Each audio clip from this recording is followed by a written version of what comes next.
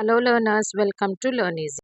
భూమి తన చుట్టూ తాను తిరుగుతూ సూర్యుని చుట్టూ కూడా తిరుగుతూ ఉంటుంది. ఇలా సూర్యుని చుట్టూ తిరగడాన్ని రెవల్యూషన్ అంటారు. భూమి సూర్యుని చుట్టూ ఒకసారి తిరగడానికి పట్టే కాలాన్ని మనం సంవత్సరంగా పరిగణిస్తాము. భూమి సూర్యుడి చుట్టూ తిరగడానికి ఖచ్చితంగా పట్టే సమయం 365.2422 డేస్. ఈ కాలాన్నే మనం 365కి అప్రాక్సిమేట్ చేసి 1 ఇయర్ ఈక్వల్ టు 365 డేస్ కింద తీసుకుంటాం. భూమి సూర్యుని చుట్టూ తిరిగే సమయాన్ని అవర్స్లోని, మినిట్స్లోని, సెకండ్స్లోని చెప్తే 365 డేస్, 5 అవర్స్, 48 మినిట్స్, 46 సెకండ్స్. దీన్నే సుమారుగా 365 డేస్, 6 అవర్స్ కింద లెక్క పెడతాం. మనం ఒక సంవత్సరాన్ని 365 రోజులుగా లెక్క కట్టాం. అంటే ఇక్కడ మనకి ఇంకా 6 గంటల సమయం మిగిలిపోతుంది. ఈ 6 గంటలు అనేది ఒక రోజులో పావు వంతు. ఇలాంటి 6 గంటలను మనం 4 సంవత్సరాల పాటు కలిపితే 24 గంటలవుతాయి. అందుకే ప్రతి 4 సంవత్సరాలకు ఒకసారి మనం ఒక రోజుననేది కలుపుకోవడం జరుగుతుంది. అందుకే 4 సంవత్సరాలకు ఒకసారి ఫిబ్రవరి నెలలో 29వ రోజు అనేది ఉంటుంది. ఇలా ఏ సంవత్సరంలో అయితే ఫిబ్రవరి నెలకి 29 డేస్ ఉంటాయో ఆ ఇయర్‌ని లీప్ ఇయర్ అంటాము. సాధారణంగా ఒక సంవత్సరంలో 365 డేస్ ఉంటే 1 లీప్ ఇయర్‌లో 366 డేస్ ఉంటాయి. భూమి సూర్యుడి చుట్టూ తిరగడానికి పట్టే కాలాన్ని అప్రాక్సిమేట్ చేసి 365 డేస్, 6 అవర్స్ కింద తీసుకోవడం ద్వారా మనకిక్కడ ఇంకో కొత్త సమస్య అనేది అరైజ్ అయింది. అదేంటంటే 4 సంవత్సరాల కాలంలో మనకి 23 అవర్స్, 15 మినిట్స్, 4 సెకండ్స్ ఎక్స్‌ట్రా సమయమే కావాలి. కానీ మనం 4 సంవత్సరాలకి ఒక రోజుని యాడ్ చేస్తున్నాం. అంటే 24 గంటల సమయాన్ని యాడ్ చేస్తున్నాం. దీనివల్ల ప్రతి 4 సంవత్సరాలకి 45 నిమిషాలనేవి యాడ్ అవుతున్నాయి. 45 నిమిషాలే కదా ఏముంది అని అనుకుంటే 400 ఇయర్స్‌కి లెక్క పెడితే 3 డేస్ యాడ్ అవుతున్నాయి.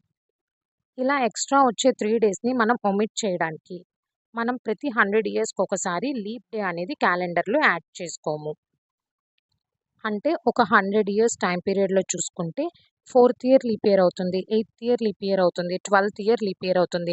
అలా మనకి 92nd ఇయర్ లీప్ ఇయర్, 96థ్ ఇయర్ లీప్ ఇయర్ అవుతుంది. 96థ్ ఇయర్ తర్వాత మళ్ళీ 104థ్ ఇయరే లీప్ ఇయర్ అవుతుంది. 100థ్ ఇయర్ అనేది లీప్ ఇయర్ అవ్వదు. అలా ప్రతి 100 ఇయర్స్‌కి ఒకసారి మనం లీప్ ఇయర్ అనేది క్యాలెండర్‌లో యాడ్ చేసుకోము. ఒక ఇయర్ లీప్ ఇయర్ అవుతుందో లేదో తెలుసుకోవడం కోసం ఇచ్చిన ఇయర్‌ని మనం 4తో డివైడ్ చేయాలి. అది ఎగ్జాక్ట్‌గా డివిజిబుల్ అయితే అది లీప్ ఇయర్ అవుతుంది. అవ్వకపోతే అది లీప్ ఇయర్ అవ్వదు. ఫర్ ఎగ్జాంపుల్ ఇక్కడ 1997 ఉంది. అది లీప్ ఇయర్ కాదు. ఎందుకంటే అది 4తో డివైడ్ అవ్వలే.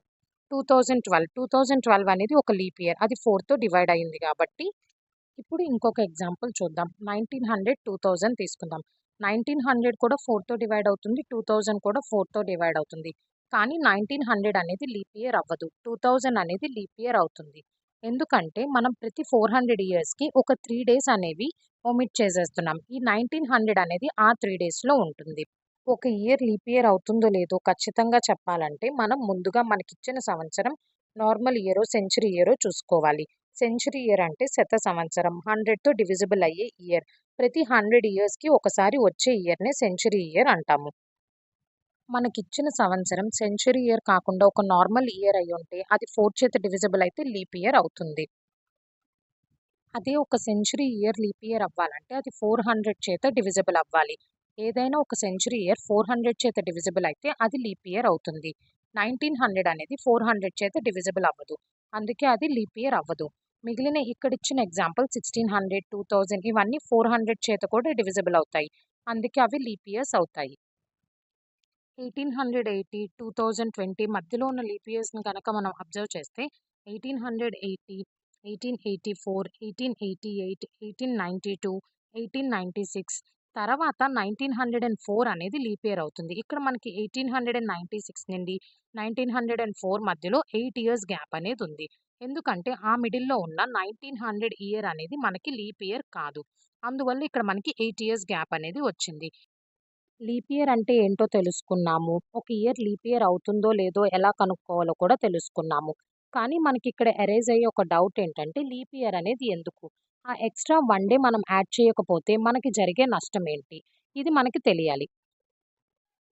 లీప్ ఇయర్ అనేది ఎందుకంటే ఎర్త్స్ రివల్యూషన్‌తో పాటు మన క్యాలెండర్ ఇయర్‌ని కూడా సింక్‌లో ఉంచడం కోసం మనకి లీప్ ఇయర్ అనేది అవసరం.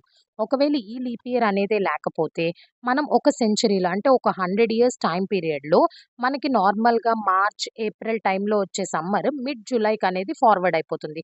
సీజన్స్ అనేవి డ్రిఫ్ట్ అయిపోతూ ఉంటాయి. ఇదే మనం ఒక 700 ఇయర్స్ టైమ్ పీరియడ్‌లో చూస్తే మనకి ఏదైతే మార్చ్‌లో రావాల్సిన సమ్మర్ అనేది ఏకంగా డిసెంబర్‌లోకే మారిపోవడం చూడొచ్చు. ఇప్పుడు మనం లీప్ ఇయర్ అనే టాపిక్ నుండి ఎగ్జామ్ పాయింట్ ఆఫ్ వ్యూలో ఎలాంటి క్వెషన్స్ వస్తాయో చూద్దాం. Morarji Desai was born on 29 February 1896 and passed away on 10/4/1995.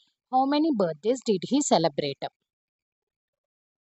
మనకు అడిగిన క్వెషన్ ఏంటంటే మొరార్జీ దేశాయ్ 1896లో పుట్టారు. ఒక లీప్ ఇయర్‌లో పుట్టారు.